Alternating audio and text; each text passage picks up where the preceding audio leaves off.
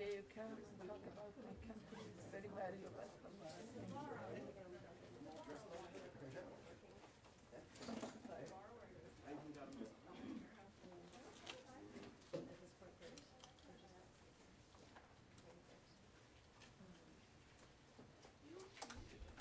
How are you?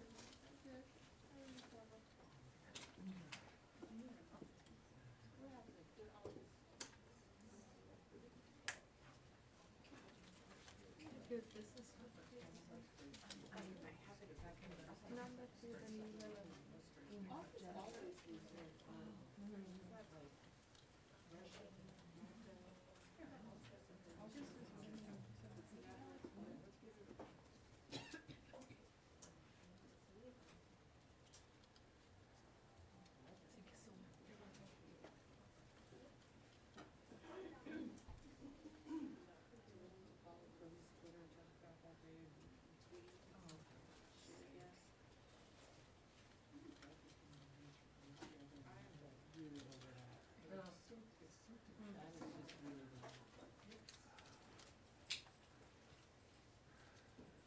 Unlikely that I ever get him in a decent mood.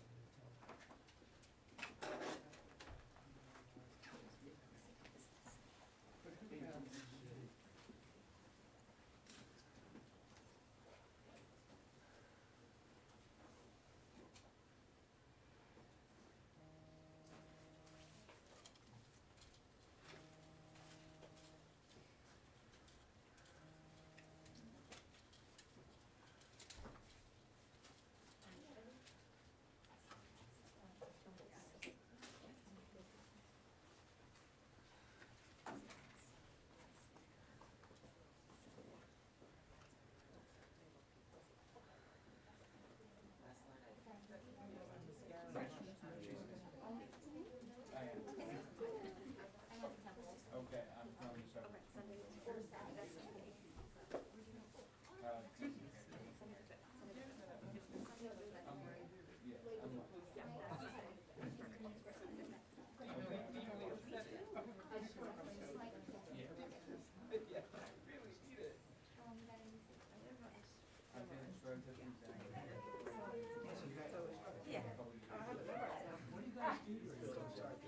That's why I have to make this because that is also the code. Oh. Oh, so you said it does mean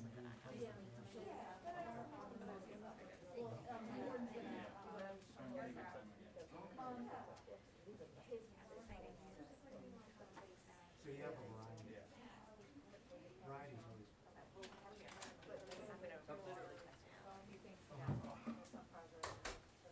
How's everybody doing?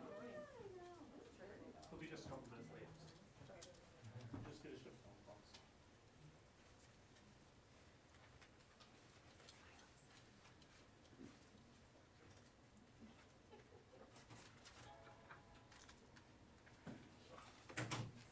Hey Nancy. Yes. I just had to look over text. Do I really want this on camera? I don't think you said that. Probably not. Microphones are on. Oh, sorry.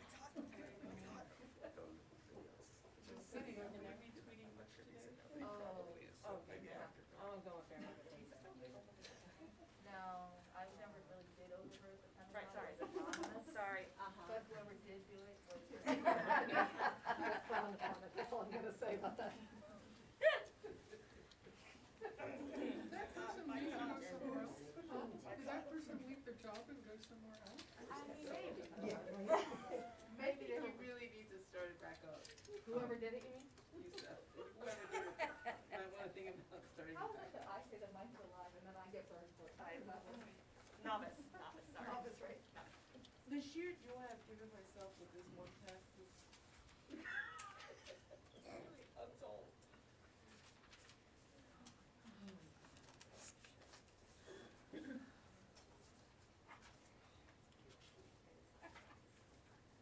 All right, well, you have to share.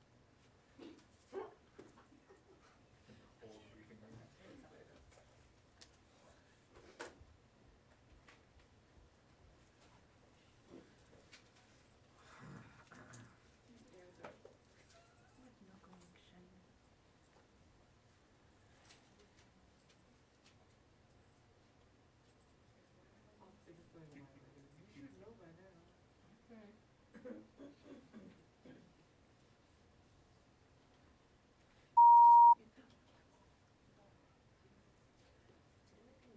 Oh, that was, I got that. Yes.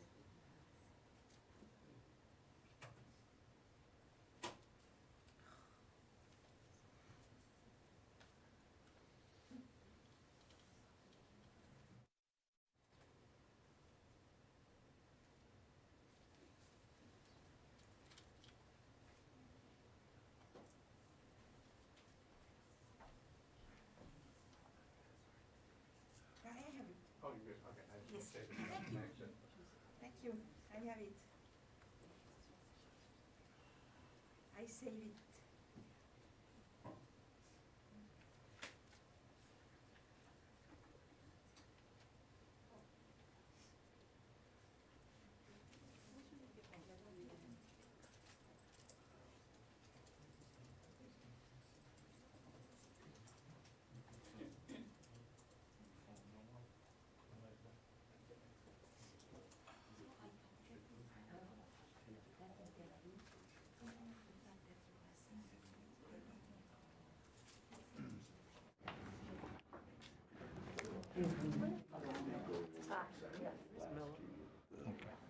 So take everything. No, no, thank you so much.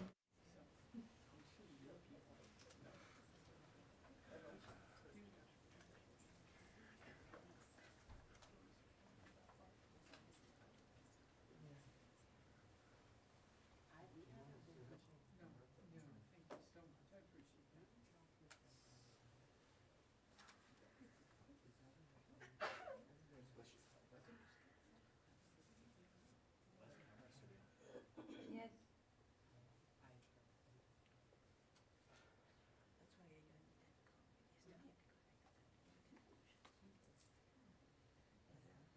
Paul watching that or in the bureau? Yes, police. My internet in my booth is Oh, really? sometimes it's faster if you need to actually send it from here. It's quite ironic. Yes.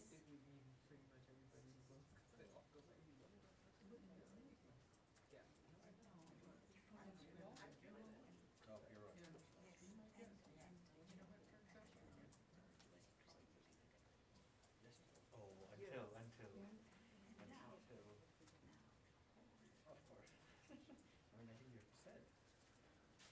This will come. I mean, just come to bigger ways first. Are you getting ready for the weekend? The what? But now it's the opposite. As happens. Yeah.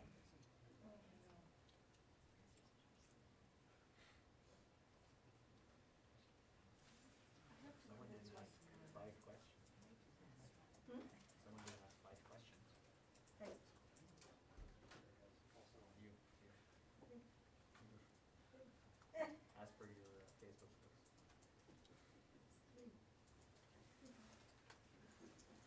That's the kind of thing I'm like, what's left to ask? Should we just go on?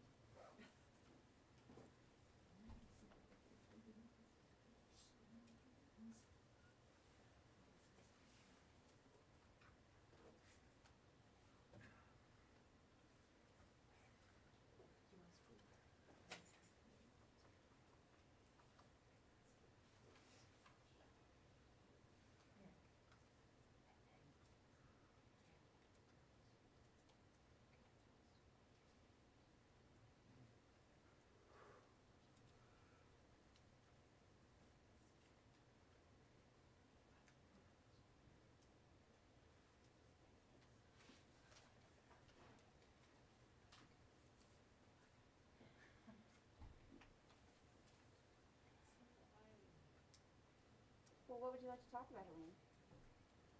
Well, I'm having a dinner tomorrow night.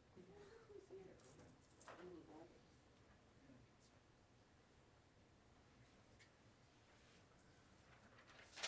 Oh, are you mad at me? No. He's married for the he's bored. He's never mad at me. He's very flexible. On the outside. Of course.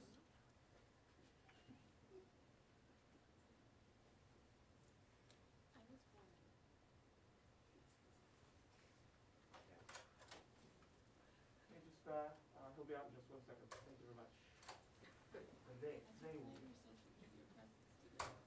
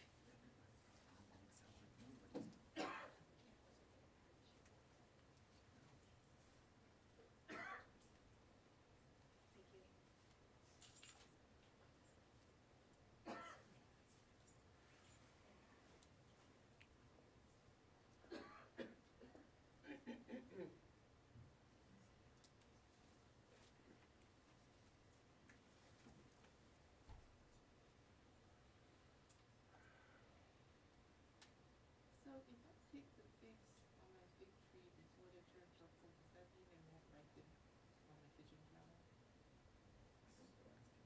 I know, because they're still getting warm.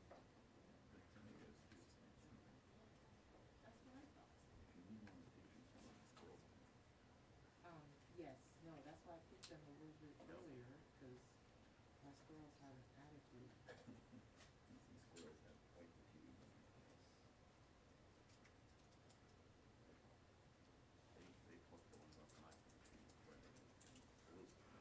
Mm. So you want me to? Oh, that's. Over there,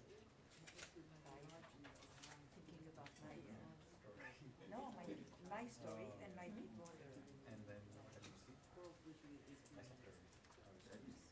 You slept early, you are lucky, I You slept. slept late? Why? Because I, no, because I need to unread, yes. And then I prepared to go to the, you know, I prepared. I would buy 10. Oh, that's good. I just was too tired.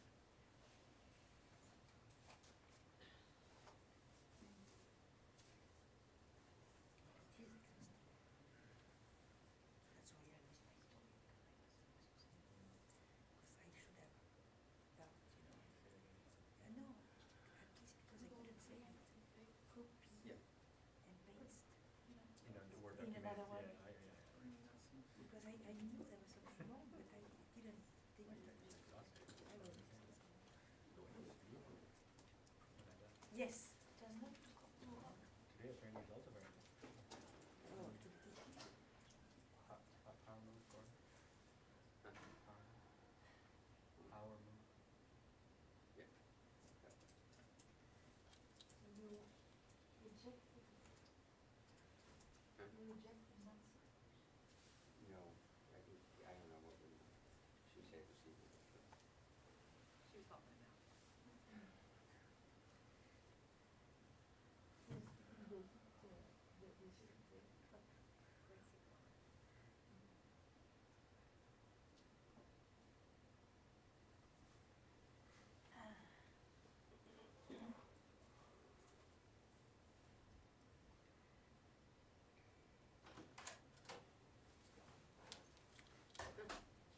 Sorry, another short delay. Yeah. You can pop up there. Couple of minutes or? Take a couple questions. Hopefully just a few, just a Oh, few okay. minutes, so.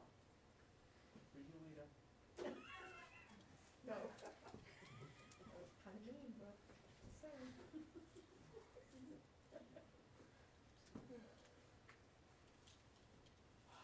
How are you?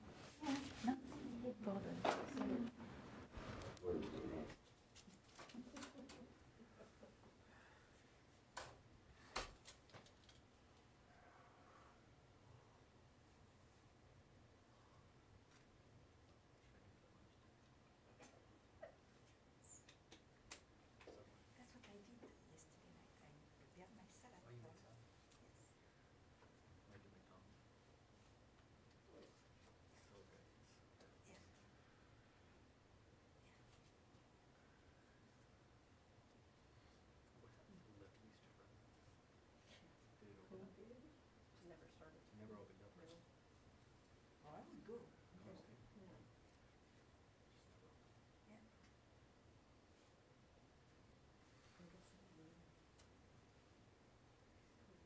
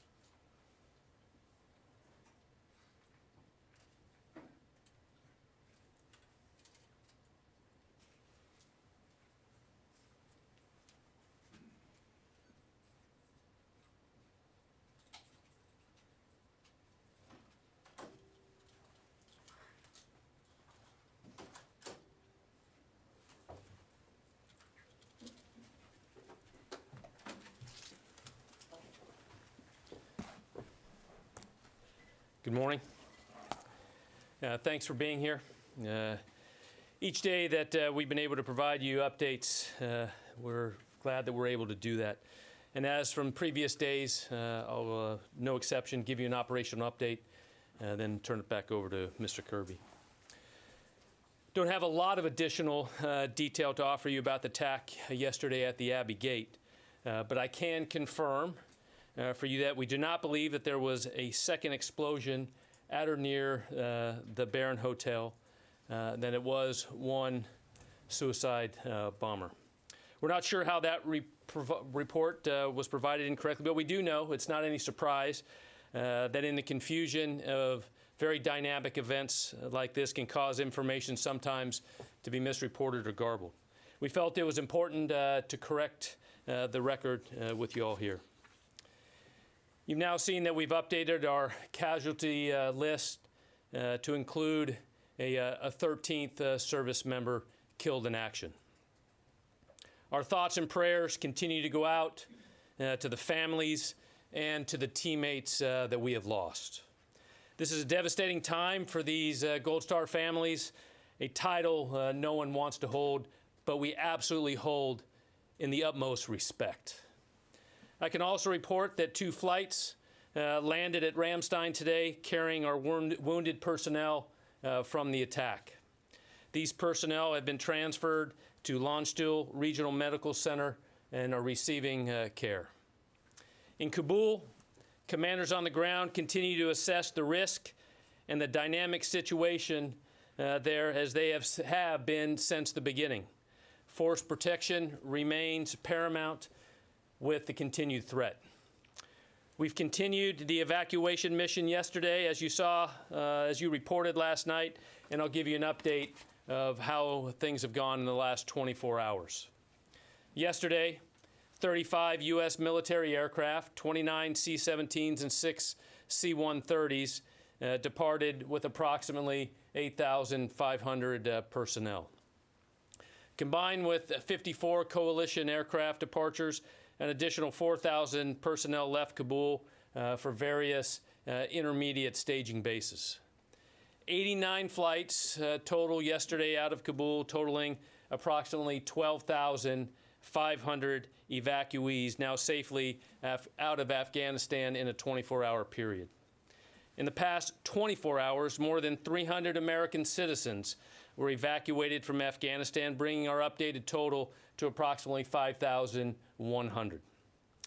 We continue to maximize our efficiency, and since U.S. and coalition forces began the evacuation, approximately 111,000 evacuees have departed safely. The State Department consular officers continue to screen and process people arriving at gates around Kabul. Some gates have been closed, as we reported, but American citizens, SIV applicants, and vulnerable Afghans who have the designated and proper credentials will continue to be processed for departure from the airfield. There are still approximately 5,400 individuals on the airport as of this report awaiting for flights out of Afghanistan. We have the ability to include evacuees on U.S. military airlift out of Afghanistan until the very end. The Department of Defense has the continued responsibility to support the State Department in the ongoing movement of evacuees through our intermediate staging bases and safe havens all the way to the United States in the coming days and weeks. On that topic, here's a quick update on the military installations in our safe havens and staging bases in CENTCOM and EUCOM that are helping transition all these flights. CENTCOM locations, including Al Udeid Air Base, steadily receive, process, and transfer passengers to follow-on locations in Europe and the United States. Today, EUCOM will receive about 19 flights and approximately 5,000 passengers in Germany, Italy, and Spain, including the Naval Station Rota. In turn, 6 flights will transport about 3,300 people from Europe to the United States. I cannot say enough how important the contribution of our allies and our partners has been in this massive global operation. Additionally, more evacuees continue to arrive stateside and are moving to designated installations throughout NORTHCOM. The NORTHCOM Commanding General, General Van Herk, will provide a more focused briefing on this extensive effort in his brief later today. In conclusion, I'll reiterate what General McKenzie said yesterday. There are more than 5,000 U.S. service members in harm's way, saving as many people as they can. It's a noble mission. We have seen firsthand how dangerous that mission is, but ISIS will not deter us from accomplishing this mission. We appreciate your thoughts and prayers for all of our service members who are carrying on this mission today. Above all, we remain focused on evacuating American citizens and other personnel designated by the Department of State, safeguarding the lives of those whom we are providing assistance and keeping American troops safe. Thank you.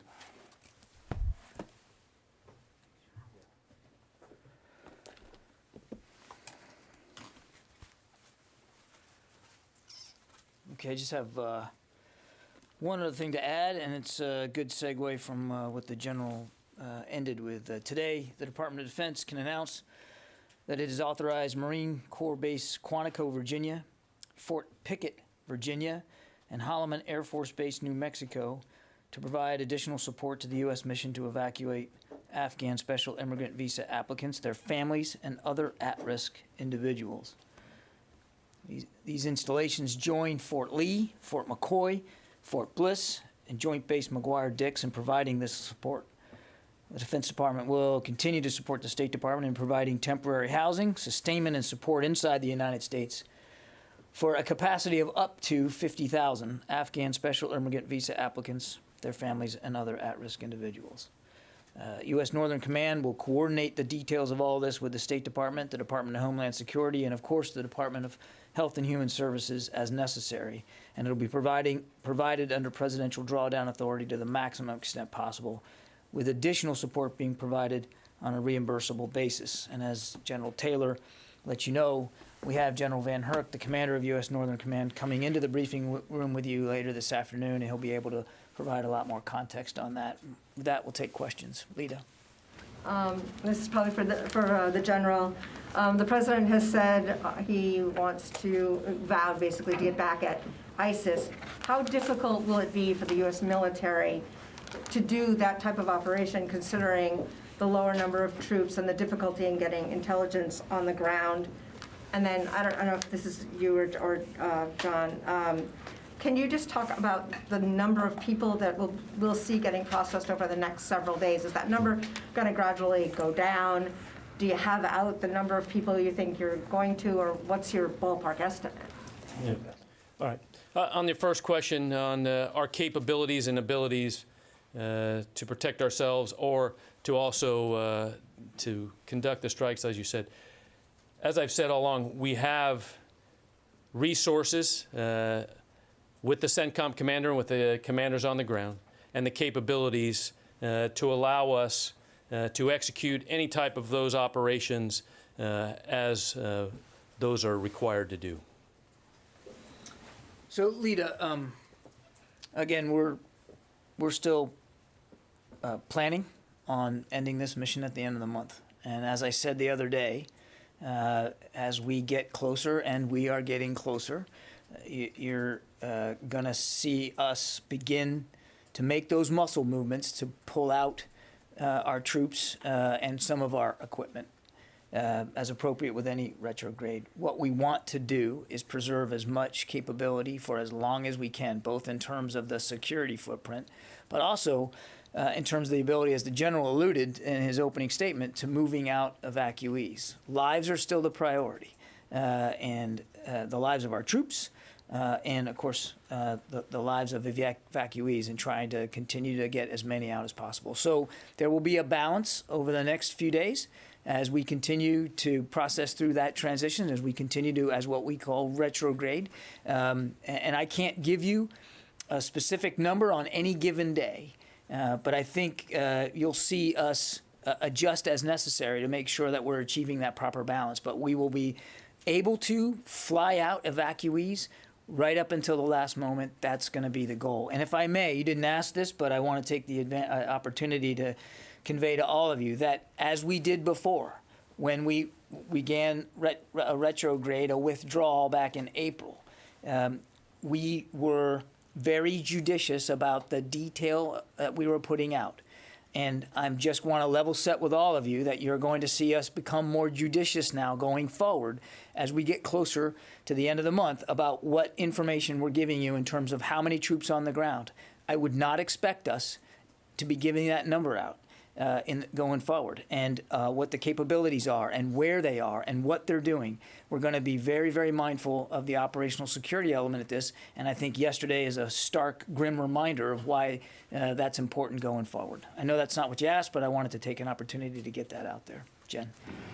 John, how can you say with such certainty, and how can General McKenzie say with such certainty, that the Taliban were not involved in this suicide bombing?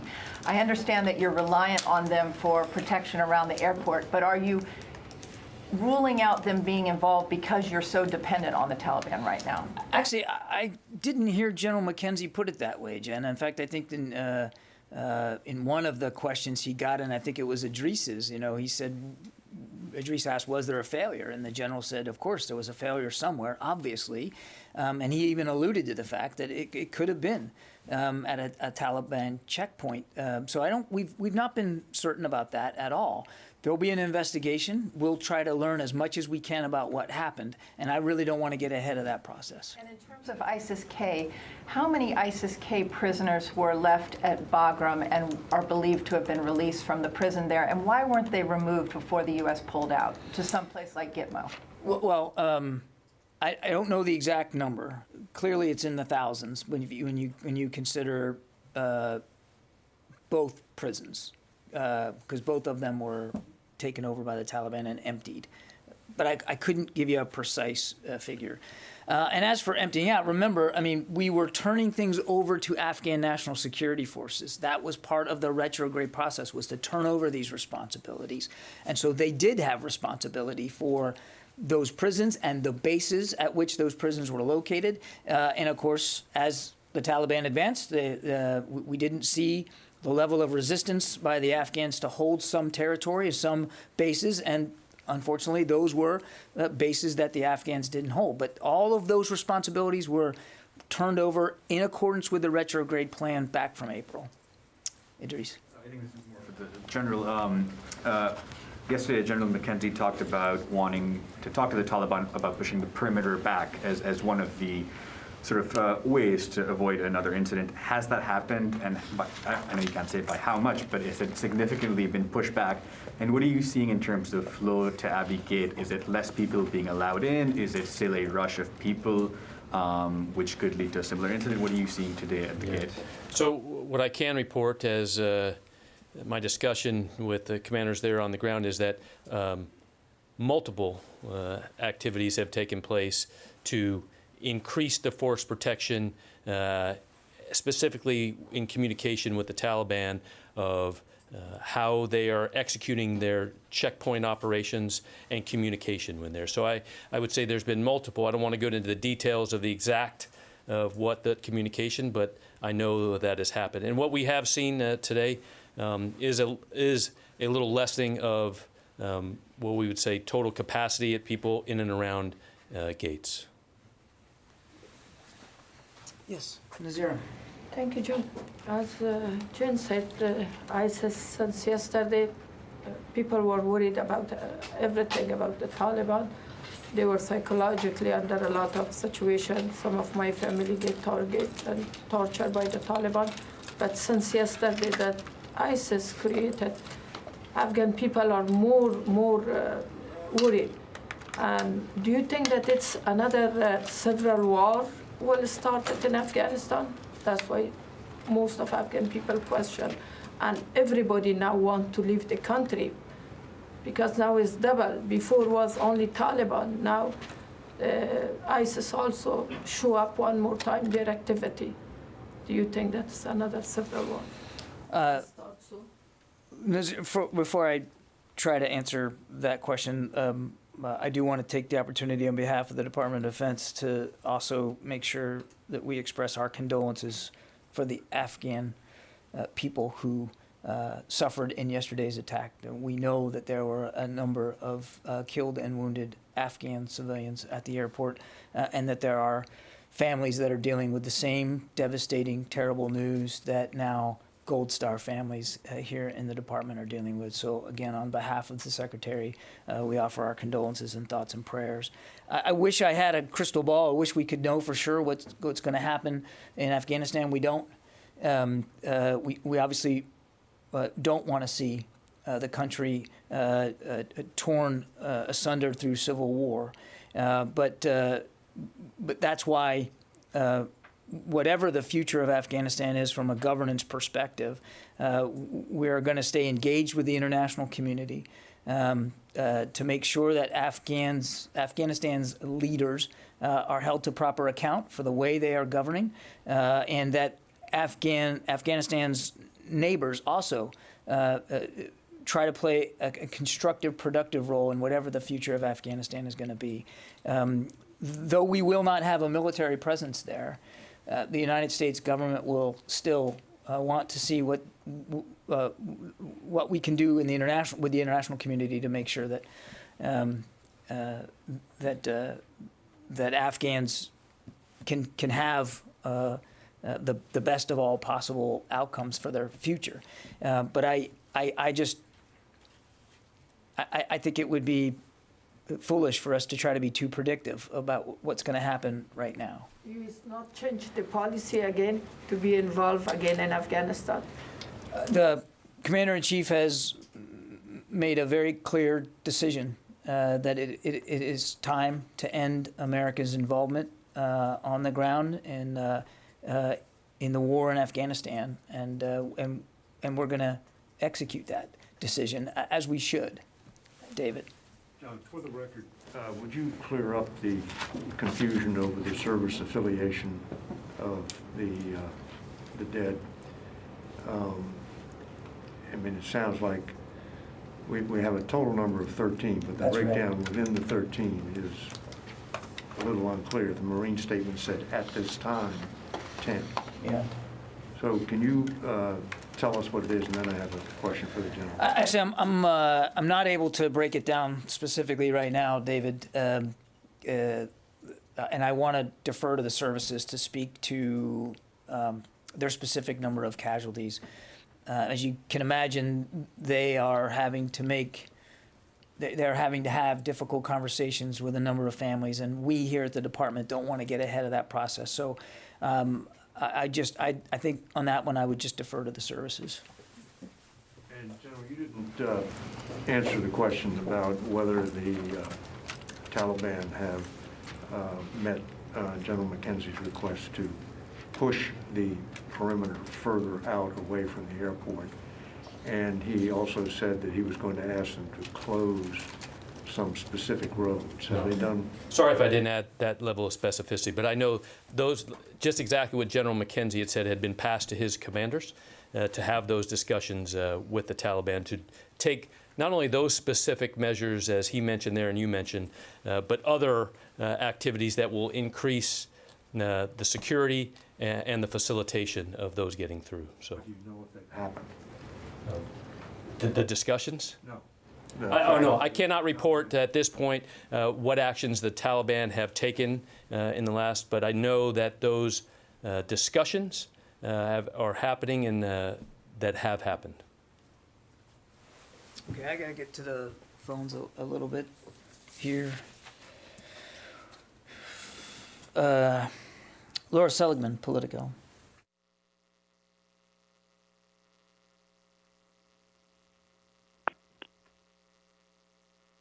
Are you there, Laura? Okay, we'll come back to you, Laura, if you're not able to pipe in there. Tony?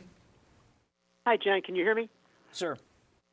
Okay. Yesterday, the president said we're going to be in a circumstance where I believe numerous opportunities will continue to provide access for additional persons to get out of Afghanistan. This is after the 31st. He said either through means that we provide or are provided through in cooperation with the Taliban. Can you give me a sense of the planning you're doing to take that direction to heart?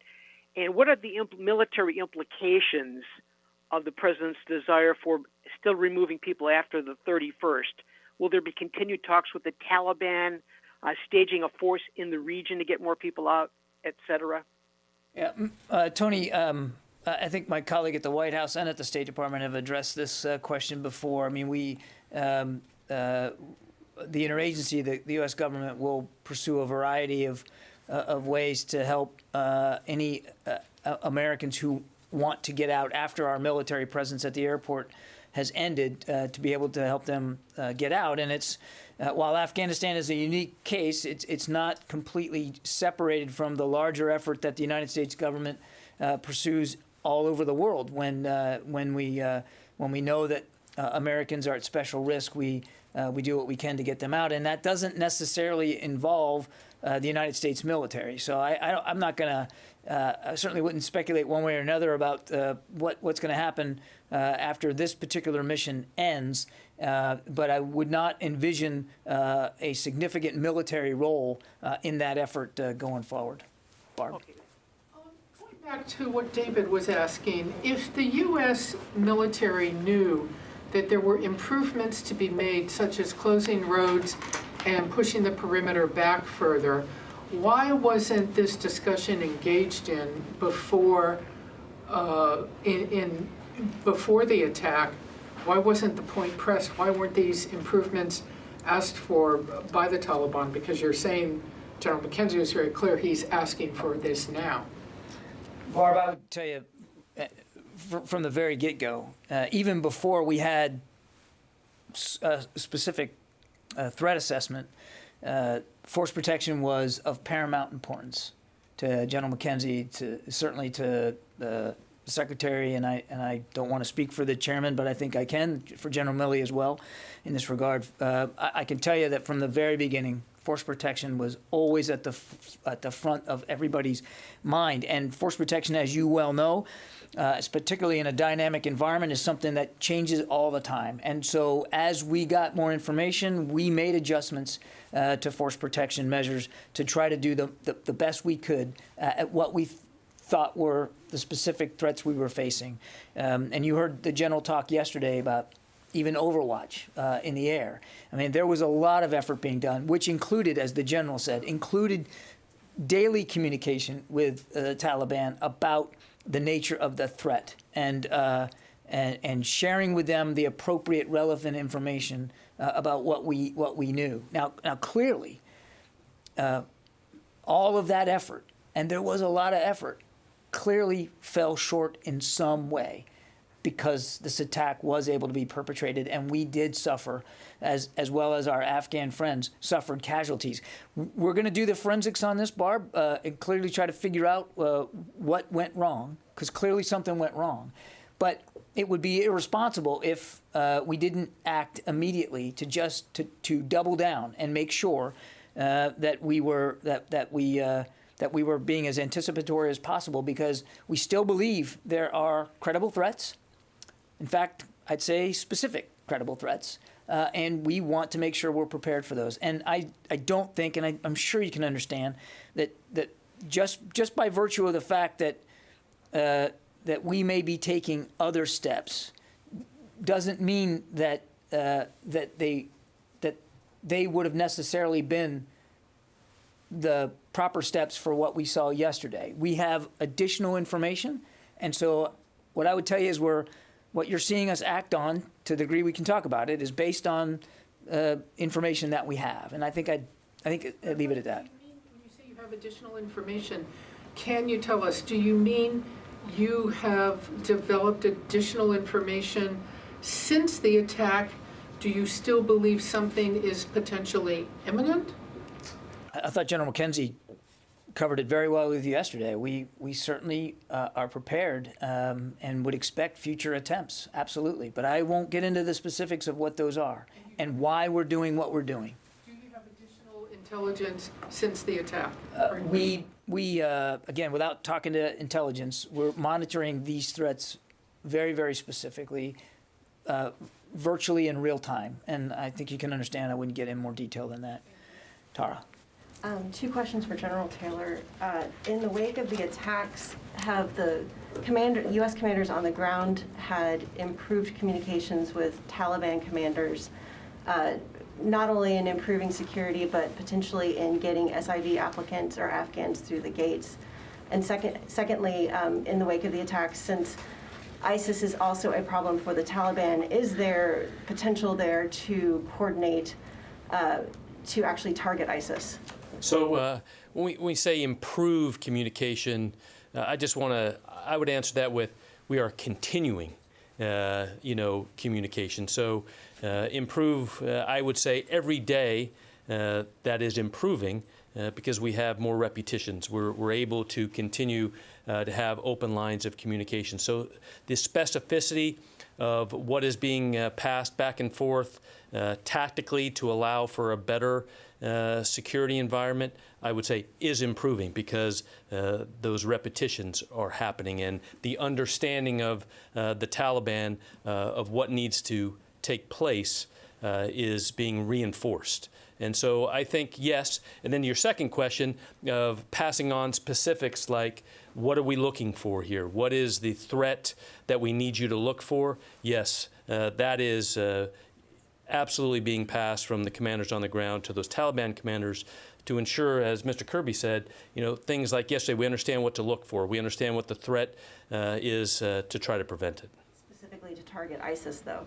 To those threats, yes, those ISIS threats that could come in. Okay, and then secondly, there was a secondary explosion later yesterday where U.S. forces were doing controlled detonations of equipment. Can you talk about the type of equipment that is being destroyed in the retrograde so you don't have to fly it out, but it doesn't fall into the wrong hands either? Yeah, so the actual specifics of what type of equipment was destroyed, I don't have that. But what we have said is that, the commander has the authority there to destroy equipment that they feel is responsible. So as we talked about controlled detonations, I think that was your specific question. That's what we call that, a controlled detonation that could take place if the commander decided to destroy some type of equipment. I'd only add that, as I mentioned earlier, lives are going to be the priority, Tara. So there will be, you can expect that there will be other equipment and material things that will not be brought back with us. We're going to do this in a judicious way. Some stuff will obviously come back with us, but for the aircraft that are departing, as we get closer to the end of the month, we want to prioritize passenger seats as much as possible. So you're going to continue to see things disposed of in a responsible way as we get closer to the end of the mission, and I think that people would expect us to do that. Yeah, Wafa. John, what's the department's assessment of the capabilities of ISIS-K, and is there a real concern that they can use Afghanistan to launch attacks against the United States post-August 31st? Well, obviously they're a serious terrorist threat, and that was brought home to us in pretty stark ways yesterday. We take the threat very, very seriously. I don't want to. I'm not going to speculate about future threats. What I will tell you, and the president has made this clear, the secretary has made it clear to the leadership at the Pentagon that we're not going to allow attacks on the homeland to emanate from Afghanistan again like they did 20 years ago. And we do have over-the-horizon counterterrorism capability available to us to make sure that that doesn't happen. And I think I'd leave it at that. Really, do you believe that Taliban can stand to ISIS-K, can defeat them? I think that the threat from ISIS is real, and nobody wants to see that threat grow. I cannot speak, would not begin to speak for Taliban capabilities or Taliban intent. Obviously, there's significant animosity between these two groups, and they don't share interests. But I'm not.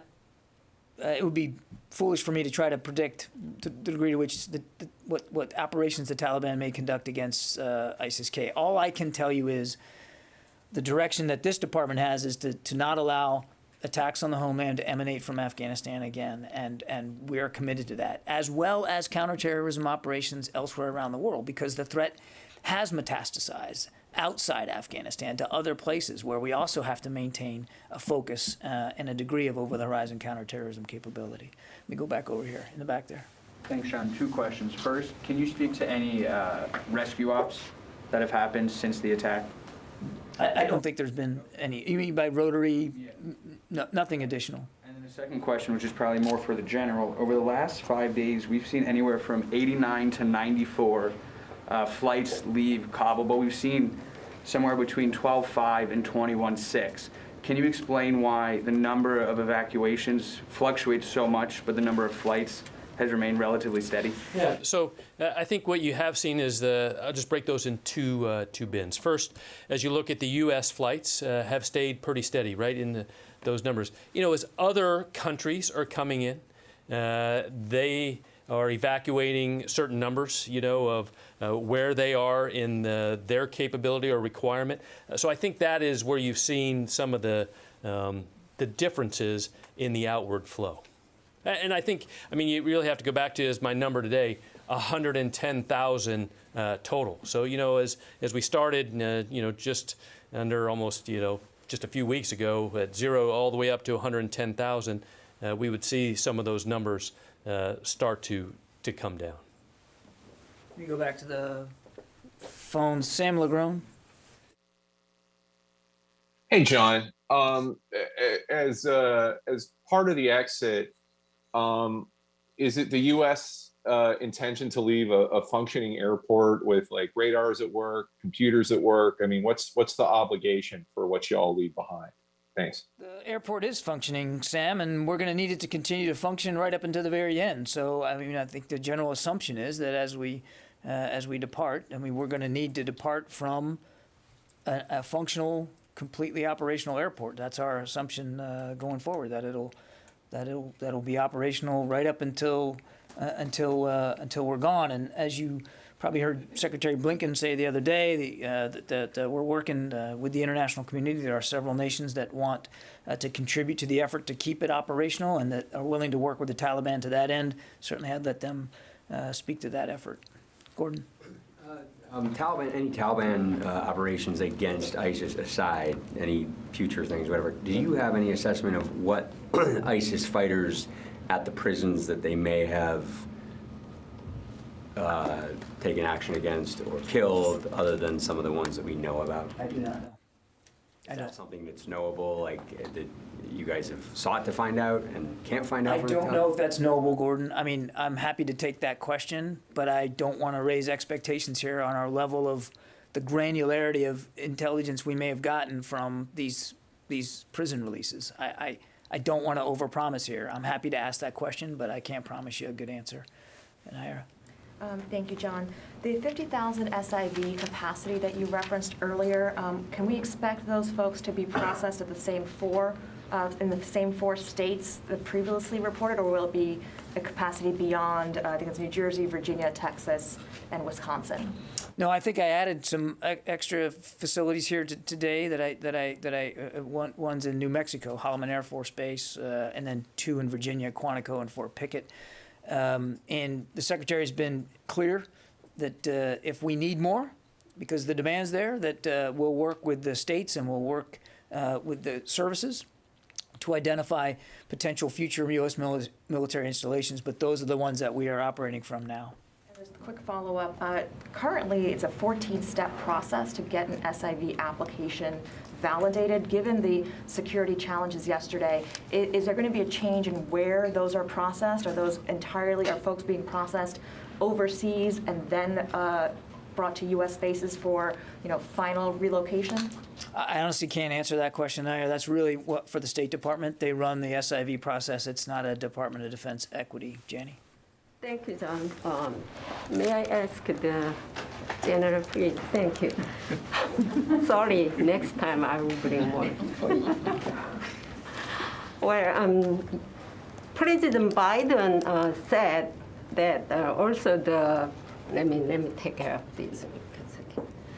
President Biden said also General McKinsey said yesterday that he had consulted with international partners. Had he discussed about the military options with the international partners or our allies, including South Korea? What are the U.S. primary military options? Yeah, so I can't speak for General McKenzie and the discussions.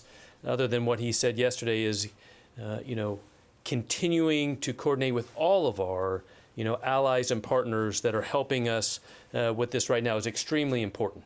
The ability to continue to synchronize all of the airlift that continues to come in and ensuring that as timing goes forward, all of that is well planned together is extremely important. I think I'd have to turn it over back to General McKenzie for any of those other specifics questions. And another one, what are the U.S. Special wishes for our allies and international partners?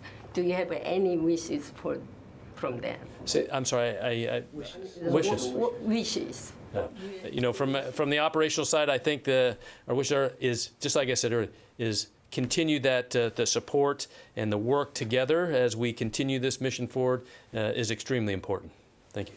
Can I follow up, sir, about something that Gordon asked about? We just have been hearing some reports that there have been some attacks by ISIS-K against Taliban checkpoints in the city. Are you seeing any evidence of attacks that ISIS-K is attacking those Taliban checkpoints? I have not seen those reports. And can you give us any more clarification on the sharing of American citizens' information as well as SIV information with the Taliban? There were reports yesterday that the U.S. officials were sharing that information. Yeah. I don't think there is sharing information, as you would say in that question of, like, we are giving information. What information is very important right now is at the ground level to ensure that as people approach checkpoints, that those Taliban checkpoint leaders have and understand who's coming, what documentation they're supposed to have, and go, because that's really important for us to ensure the time that people are not in areas and just, staying there for long periods of time. The commanders on the ground are continue to coordinate. How do we continue to increase that throughput through checkpoints, through gates, to get on HKIA as fast as we can? That's very safe, to get them there. Thanks. Megan. How many troops, U.S. troops, are still on the ground at HKIA, and how is the security posture at the gate changed? Are there more or fewer troops going in and out of the gates? Is there more overwatch of the crowd to look for suspicious activity? So kind of back what Mr. Kirby said earlier as we talk about troop numbers and capability. Capability has not changed for us to secure all the gates, to be able to process evacuees, and our ability to rapidly turn aircraft as they arrive and get those up. And as we talk about force protection at the gate, I'm not going to get into the specific TTPs that those junior leaders are taking down there, other than we continue to learn every day from the day before, and we work within all the capabilities we have to ensure, one, that we can continue people to come in, but also stay safe. When you say you continue to learn, does that mean that you have switched things up in order to make it more safe? I would say patterns are things that we try not to get into. So I would just tell you, as the most simple operational piece there, we're always doing things that we can to keep us safe and not create patterns. I'd only add to that, Megan, as I mentioned to Barb, we still have active threat streams, and we're taking steps that we believe are appropriate to those streams. And I think I'd leave it at that. And I want to foot stomp the boots on the ground number. As the general mentioned in his opening statement today, more than 5,000 today. We are not going to get in going forward to a daily count of what's on the ground. Just going forward, as we get closer now to the end of the month and the end of the mission, you don't expect daily updates on what exactly how many troops are there at any given moment. Mike? Yeah, now, when you say that there's going to be an investigation into what happened yesterday, were you talking about a full, like a criminal inquiry with forensics people on the ground and interviewing possible witnesses? Who would be doing that, and how do you do that in the middle of a war zone? I wouldn't characterize it as a criminal investigation, but it'll be as comprehensive as General McKenzie needs it to be to try to do the forensics here and figure out what happened and what we can learn from it going forward. It'll be a very complete, thorough investigation. I will leave it to General McKenzie to describe for you sort of the architecture of what that's going to be. But it's not like we haven't sadly had to do this before, and we know how to conduct these investigations. Yes, sir, you. Thank you very much, Mr. Kirby. My name is Mushfiqul Fazal. I'm representing News Communication Network, NCN. And is U.S. service members doing incredible job with sacrificing their life? With consideration of that, my question is few strategic. Do you think the removal from Afghanistan, it will reduce your control within the Asia and the Pacific, the U.S. control? So for you and the general. It's not about U.S. control in the Indo-Pacific. It's about protecting our country from threats and challenges that emanate from that part of the world, and it's about revitalizing our network of alliances and partnerships to help our partners in the international community do the same. That's why the Secretary's first trip was to the region. He just came back from the region. The Vice President just returned literally this morning from the region. We are laser focused on the Indo-Pacific and the security challenges as well as the opportunities that are there. It's not about U.S. control. It's about U.S. partnership. Sylvie, you've been very patient. I know you don't want to speak about the details of the circumstances of the attack, but can you tell us if it was at the gate itself or in the middle of the crowd or at a checkpoint? Was the guy walking or he was in a bus? Can you give us some little details? First, I'll start off with details are continuing to be collected, as it goes back to the question about continuing to learn as much as we can. Because as you know, when attack initially starts, you have to fight the fight. Then where we're at right now, ensuring, the respect and dignity of our wounded and those that were killed in action. So, but as we look at the details at approximately, as we saw yesterday at about 17:48 Kabul time, there was what we reported as a suicide-borne vest there that was exploded right at and around the gate. We don't know the exact location, but it was right outside in the vicinity of that gate, and then followed by direct fire from an enemy position that is not exactly known. That was outside in what we'd call just north of that gate area also. How many assailants were killed? Was it just a suicide bomber plus the shooter, or how many people, an enemy? It just goes back to what I said. Right now, what we know, there was shooters. Don't know the exact number, but one with the suicide vest. Louis, go ahead. Wait, Gordon, we've already got you. Louis, go ahead. Were there any troops killed by that gunfire? Like I said, we're asking, very detailed questions about the fight that will continue to be collected. I can't answer,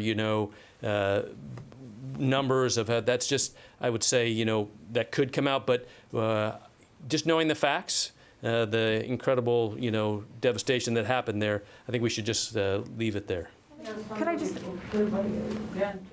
Hang on just a second, go ahead. I'm sorry. So my question, kind of following on Lita's earlier. Yesterday, the president said that we will hunt down and basically get revenge on the ISIS attackers yesterday.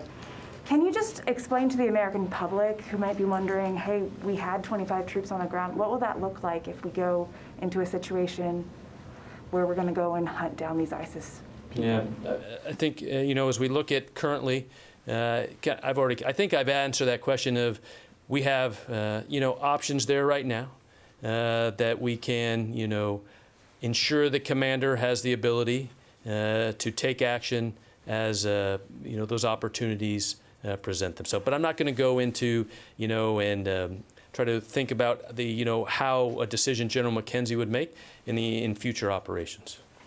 Louis? Just a quick follow-up on the gunman. Was there more than one gunman, and was that gunman killed or whatever? Like I said, those information is still coming in. I would say what we do know, absolute fact, there was a suicide-born IED right there, and gunfire. That's for sure that we know. My other question was going to be this. You have 31 American casualties overall. That's a significant number at one location. I mean, how can we explain why were they concentrated in one area? Was there a shift change underway? I mean, how is it, or were they spread apart in one line and that's just how the blast was? Yeah. Use a line, this answer is not going to be, rewarding to you, but it goes back to, the commander will figure all those out at the due time, right? And those are the questions that I think are very appropriate, and people, will want to know this. But right now, what I can tell you is the commander's continuing to execute the mission, make sure that, other forces in there can continue there, and ensure that those information, as I think a couple of the questions we answered earlier, will come at the proper time. Therese? Yes, especially for General Taylor.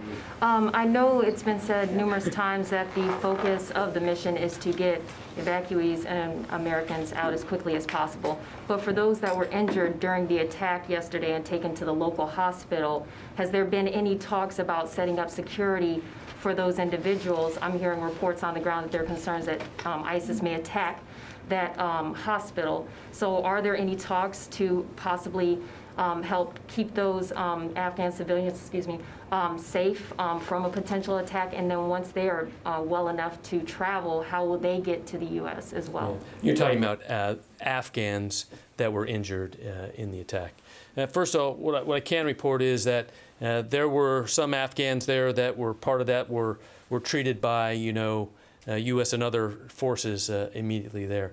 I'm not fully aware of the reports of, on the hospitals in Kabul, because I do know that there were Afghans taken to multiple locations in Kabul. Okay, we have time for just a couple more. Yes, ma'am. Mr. Kirby, you said that lives are the priority. So my question is pretty straightforward. Should the U.S. or should Americans expect more U.S. casualties in the next few days? We obviously don't want to see. And with refugees at Dulles Airport, are you aware of this, or refugees being stuck on the tarmac for hours and hours? Yes, we are aware of those reports, and they have proven accurate in the last couple of days. It's really more an issue for Customs and Border Patrol, and they have worked through the difficulties, and we believe that wait time now upon landing is going to get much, much shorter. But I would refer you to my colleagues at Customs and Border Patrol to speak to that. Okay, thanks very much. Oh, one more, go ahead. How many Afghan SIVs have been flown out so far, or other Afghans without green card permanent status? Check me on this, but we looked at the number just before coming out. It's just, we have just under 7,000 now that are in the States and being processed. And that number will change every day, obviously, as it should. Okay, thanks everybody. We'll see you again I'm sorry, I said 3 o'clock. It's 3:30 this afternoon. General Van Herk will be joining me. I do apologize for the delay this morning. We were getting updates literally as we were getting ready to come out to see you. We'll do the best we can to be more punctual, but thanks and we'll see you later.